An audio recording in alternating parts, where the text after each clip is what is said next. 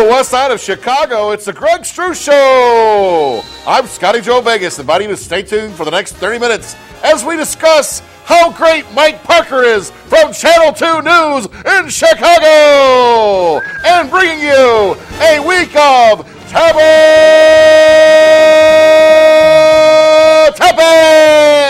And now, here's the lazy Susan barking down the riverbed, Greg Struss! Thank you. Oh! I don't know. Thank you. Hey! Welcome. Hello, hola, chesh, and all that stuff. Welcome back to the Greg Struss Show, coming to you from Cable Television City here in the west side of Chicago. And basic cable's answer to free programming, you know what I mean? Listen, the only triple play going on out in this studio is when I'm writing, producing, and setting up all the lights. Well, you guys, I got to tell you, I know, someone's going to write and say, that's a horrible opening. And it's okay, it's meant to be, all right? Because we're kind of making fun of openings, all right? And Scotty Joe Vegas knows a few things about openings. All right.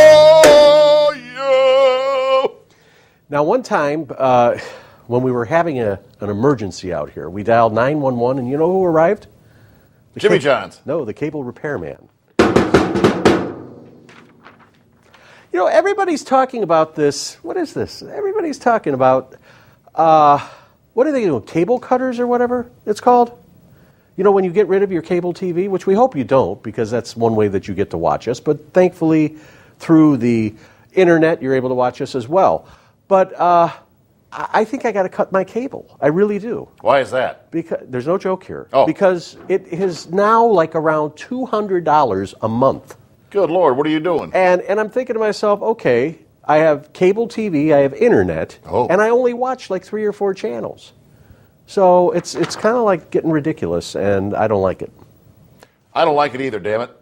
Who can we talk about it? Let's get solutions instead of whining. Absolutely. Can you believe all this stuff about Bill Cosby?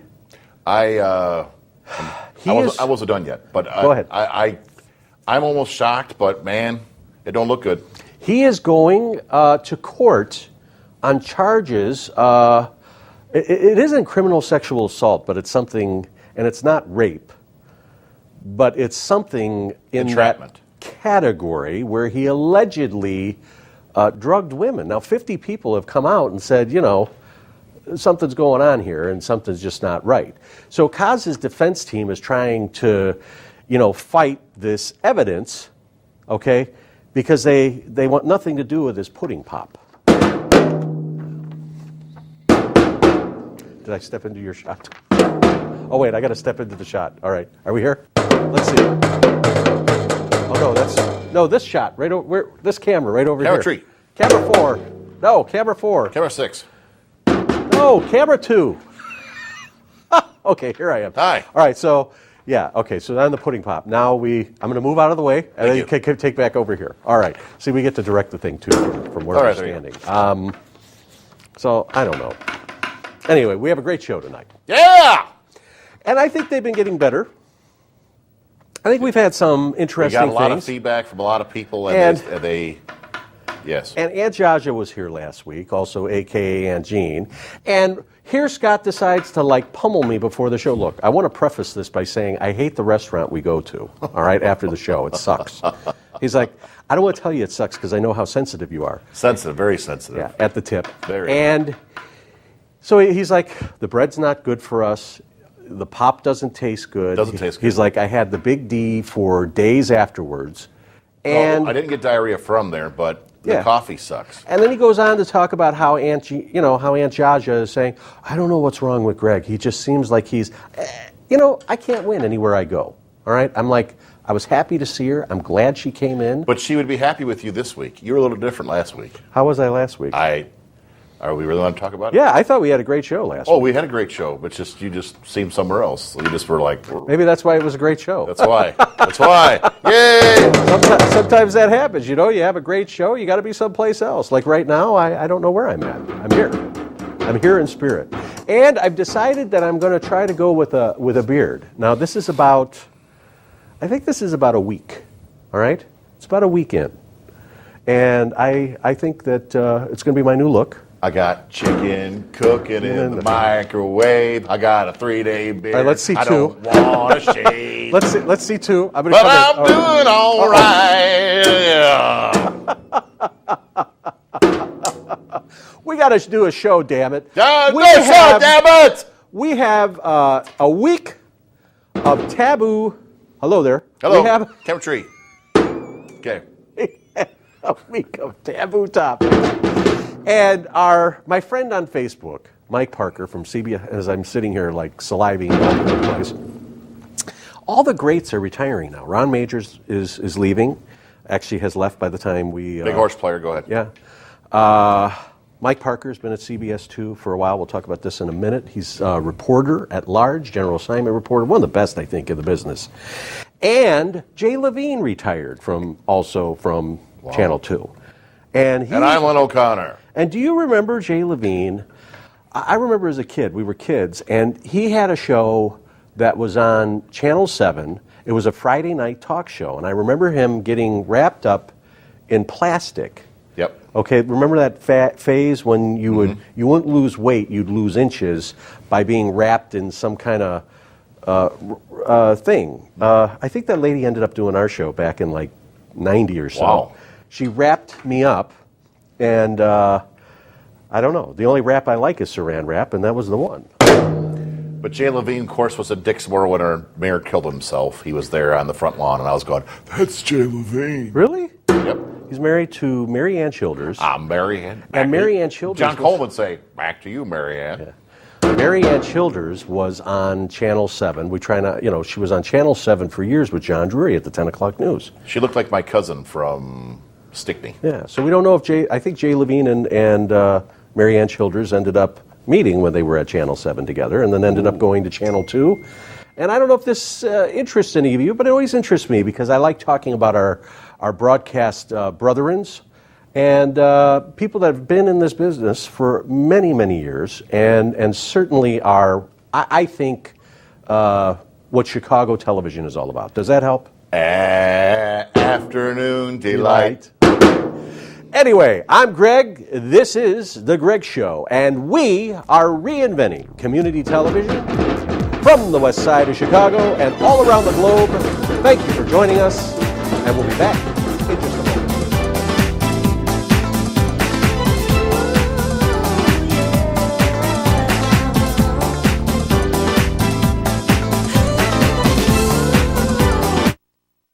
That's Claire, and Smooth. You see, she's cleaning up for the show. This is a big break for her. I did the same We're going to thing. get her adopted. I did the same thing in the... You were doing the same thing in the men's room. All right.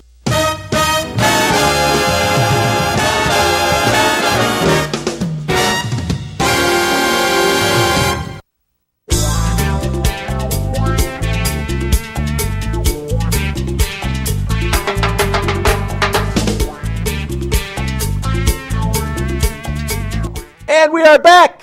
Oh, How you doing? I'm doing good. We just, in between the break, I don't even know what we were talking about. We were interweaving. You were talking about that you have to do a charity favor for somebody. He's going. Let's say out west. Okay, he's going on a journey, and he's bringing a friend who, let's just say, doesn't have any game. Is that what you're saying? He's as it comes to the picky, ladies? I mean, if you pay for it, then it's like, you got to do that guy over there. And he's, that big guy over there? Yeah, no, he's a nice guy. But why is it, I think we're a lot alike that we always want to help people out. And yet it comes at a price for inside, us. Yeah. Sitting there going, why doesn't anybody give me a glass of water and I'm in a firehouse? Right. I'm with you, Greg. I feel the same effing way. Mm-hmm. So let's talk a little bit about, at the top of the show, I want to mention something that made news today. Mike Parker of CBS 2 in Chicago announced that he'll be retiring. Actually, by the time this airs, he will have retired. And he started in the Chicago market in 1980 as a general assignment reporter. He was here for 5 years, so 80 to 85. And then when all the brouhaha went on with the Rainbow Coalition and Jesse Jackson when Harry Porterfield, I believe. Oh, him. Okay, I know who you were talking about. Yeah, Now. Okay. Harry Porterfield left earlier this year. He did a good job. I thought he did a great job. Yep. And I mean, he's like almost 90 years old. Yeah, he was and good. Was driving from Gary, Indiana, every day to do the 11 o'clock newscast. Wow. Yeah. So back in around 85, 86, Harry Porterfield was fired by Channel 2. And then all of these people said there were no African Americans. Back then they were black people. Now they're African American. It's African American. That there weren't any black people employed by Channel 2. Okay. So Channel 7 hired Mr. Porterfield, and he finished up there about 2-3 years ago, and then Channel 2 had him back. I thought it was great. He started at Channel 2 in the market, and he ended at Channel 2. I think Bill Curtis did that too. Bill Curtis. So that's what Jacobson. happened. Bill Curtis came back from CBS in New York, and they fired Harry Porterfield. Wow. So people were very upset about that. Is Bruce black? Jesse Jackson. Who? Is Bruce? Who's Bruce? Mike yeah, Parker Mike, is not. The other no. guy, yeah. So Mike Parker was a general. Bill Curtis, I meant. Bill Curtis is. He's white? Yes. Okay, just want to make sure. I can't or say I'm colorblind. Anglo-Saxon American. I don't know how you say it. You think he's Appalachian? I don't know. I love Bill Curtis. I think he's a great journalist, was a great anchor, and anyway, and again, defines Chicago television at its finest. Chicago. Right. Chicago. So Mike Parker came back. He went to WABC for a year and then came back to CBS 2 in Chicago and retired with 30 years in that gig. Now, where do you see 70-some-odd-year-old people on television anymore? You don't. Selling blenders. And there's a reason why. Because they don't appeal to supposedly the younger audience. But it goes to show that he defied millennials. age. Yeah. But he defied age. Like well into his 70s, he's still out pounding the pavement and running circles over everybody. So as a journalist and as a broadcast icon, he was also, I believe, in the movie, what was that movie? U.S. Marshals. Harrison Ford, no, the other one. U.S. Marshals. No, the first one. The TV series, The Fugitive. I believe he was on, Right, I'm sorry. I think he was he was reporting on the capture of Richard Kimball. I remember Bulldog. The Bulldog was there. Hey, That's him. Oh, that's no, him? Bulldog No. Drummond. Bulldog Drummond, right. So definitely the end of an era, and we applaud him. Ron Majors again retired. If I saw that Bulldog somewhere, he'd be like the kind of guy like, you didn't see us beat the shit out of this guy. But don't you remember like dun dun dun dun dun dun dun dun? Dun. It's Yep. the 10 o'clock news. I'm Faye Flynn. I'm not wearing pants. Bill Curtis, Walter Jacobson's Perspective, Johnny Moore's I believe Sports, Brett Musburger was. No, who was the other one?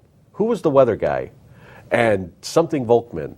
What was his name? Harry Volkman. Harry Volkman on weather. This is the 10 o'clock news. Does anybody check our facts? Or does, you guys are wrong.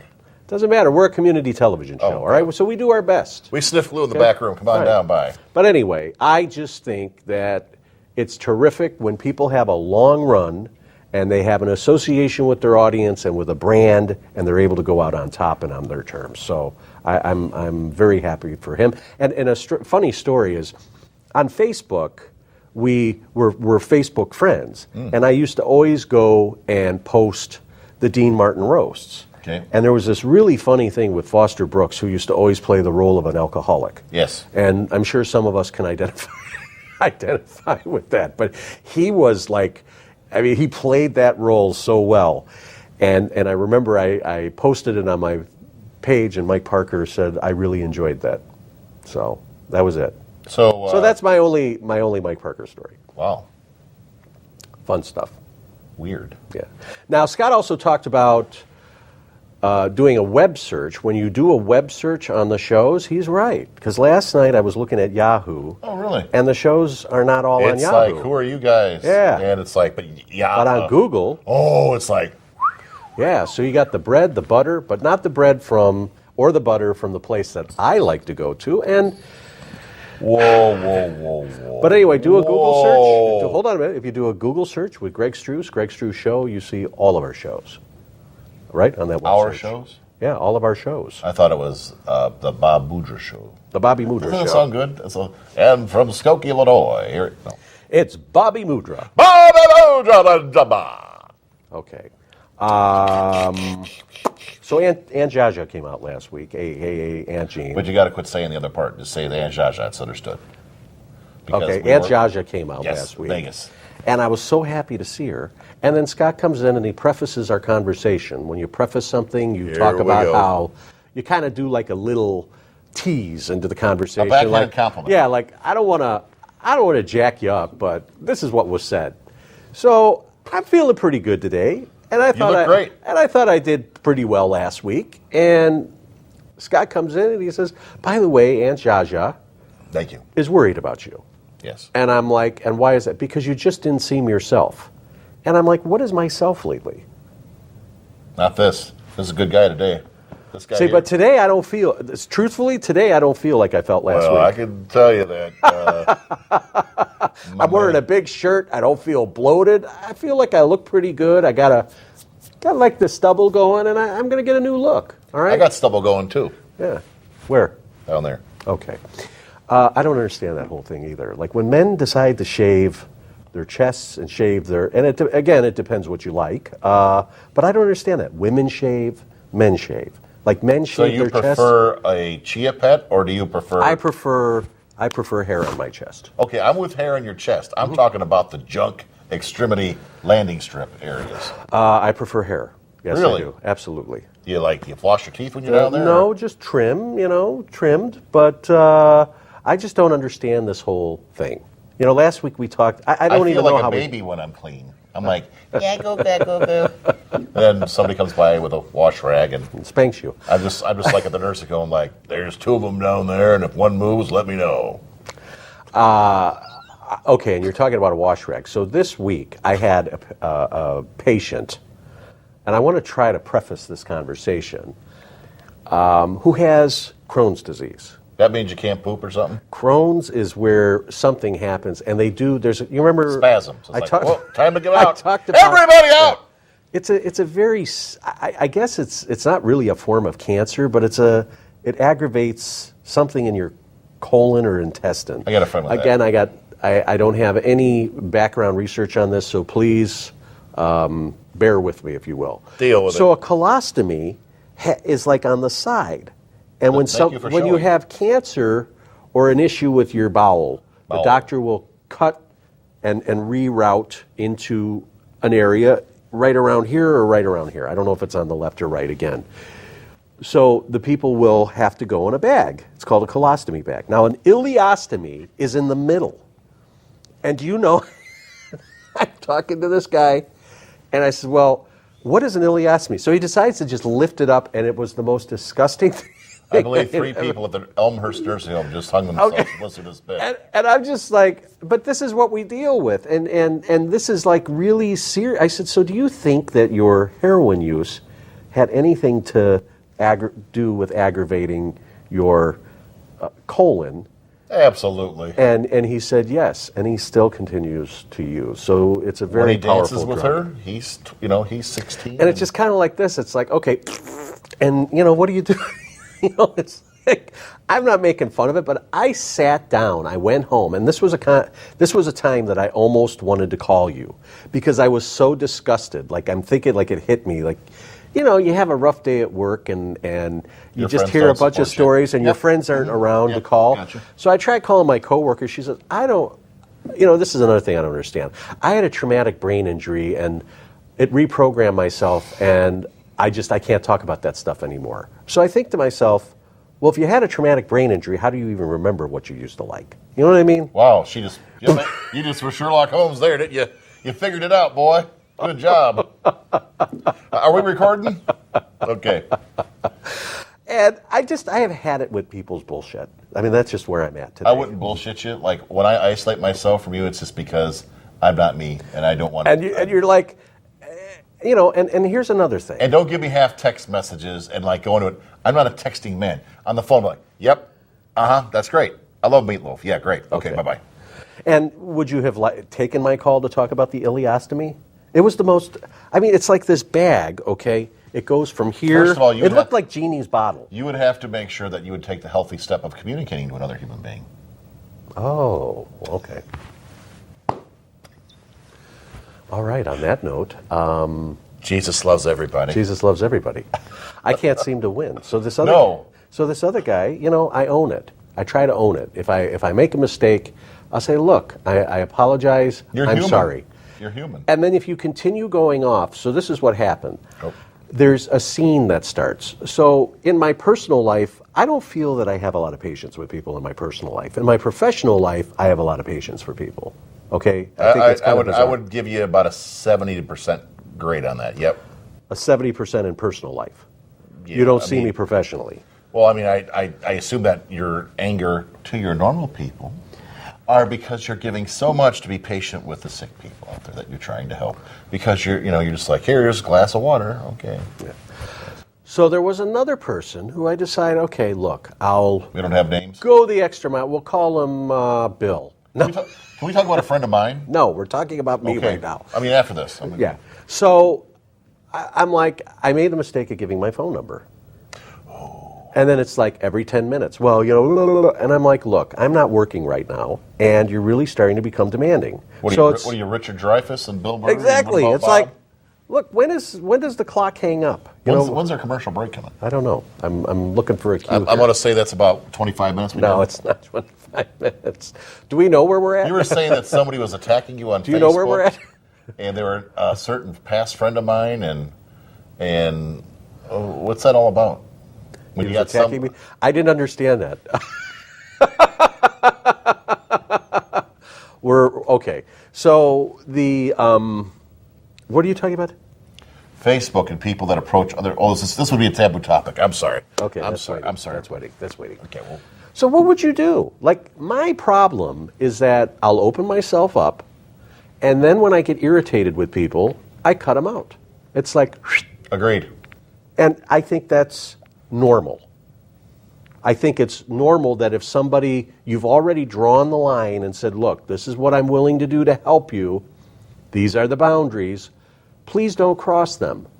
I'm here to help you in a way that I can, but please don't depend on me 24/7 because it ain't happening.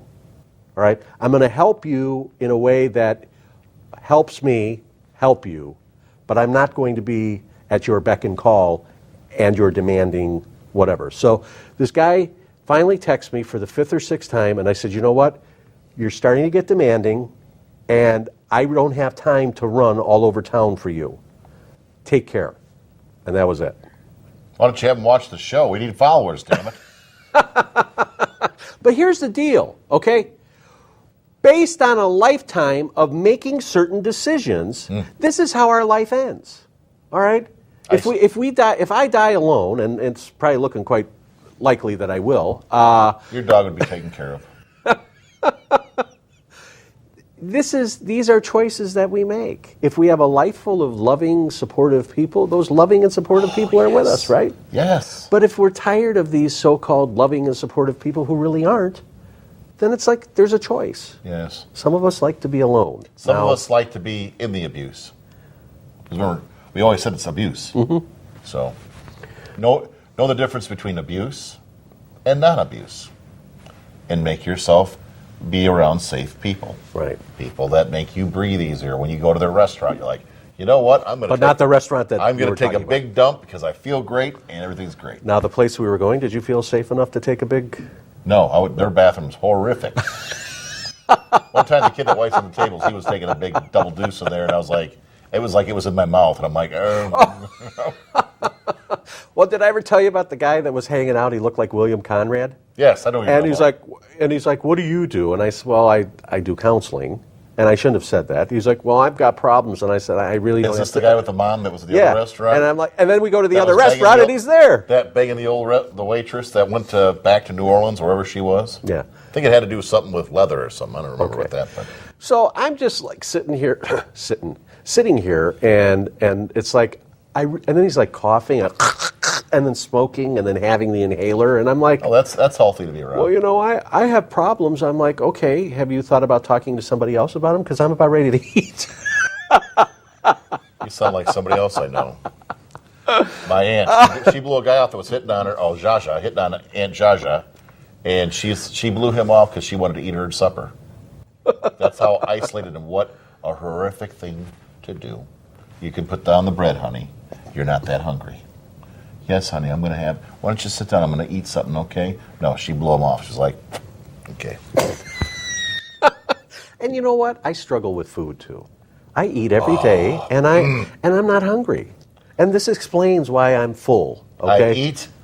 I'm miserable because I eat, and I eat because I'm miserable.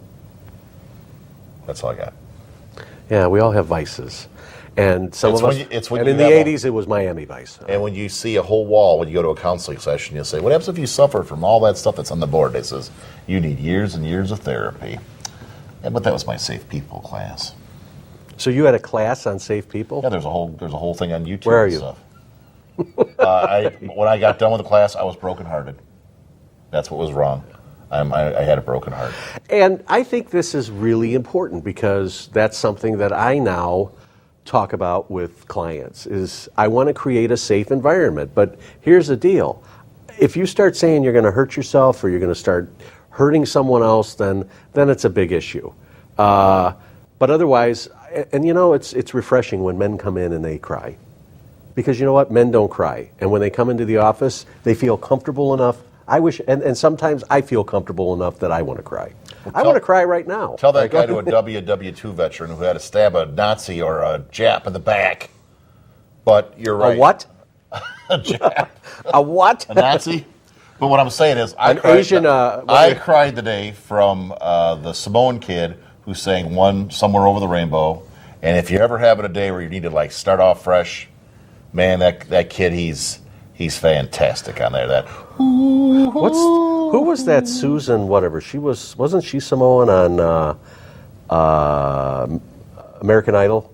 Who was that, Susan? I'd never seen the show. No, she was I thought she was Samoan. Do we know who she was? Well, let's see. All the studio audience says no, they don't have an idea. Susan something. She sang. Susan Sarandon. No, she still sings. She's an Asian woman. She had like a really nice voice. She looks like she's. I want to talk about Asian for all we can't. It's your show. I'm sorry. I'm here wearing my gray suit today. I'm in a gray mood. What's your favorite Mark Pecker story? Well, he kind of didn't. Him and Gus Savage go at it. Was that him? The same guy? Kind of a mustache and kind of a little beard. Yeah. And he got in with Gus Savage, and then Gus Savage dropped a few racial slurs at him, but they covered that up for Gus Savage. He was our congressman, wasn't he? Yes. Okay. And when I was working now this is how... he said, get that white MF out of my face. Yeah. We've been all over the topics today. But, sorry. Gus Savage was interesting because back... He had a parade. No, he had a picnic. A picnic, you're right. So it was at Kickapoo Woods in Riverdale in unincorporated Cook County. And every 4th of July, I always did the parade, okay? We did live parade, and then I always had to work the afternoon shift. So Sergeant Ritter would always come in because he had the day shift, and he would sneak over in the squad and come up onto the roof, Struss, what you doing? And we were getting ready to do the parade live on cable. So after that was over, I would go home, shower, put on the uniform, and then go to work. Mm-hmm. And then the Gus Savage picnic, we had like 7 or 8 cars out, and they ran everybody. When you run people, you're pulling people over and you're running plates and wrapping it off. And, I don't think I could do that kind of schedule anymore. I don't think I'd want to do that kind of schedule, like after you do a show that you go to work or whatever. We used to do that all the time.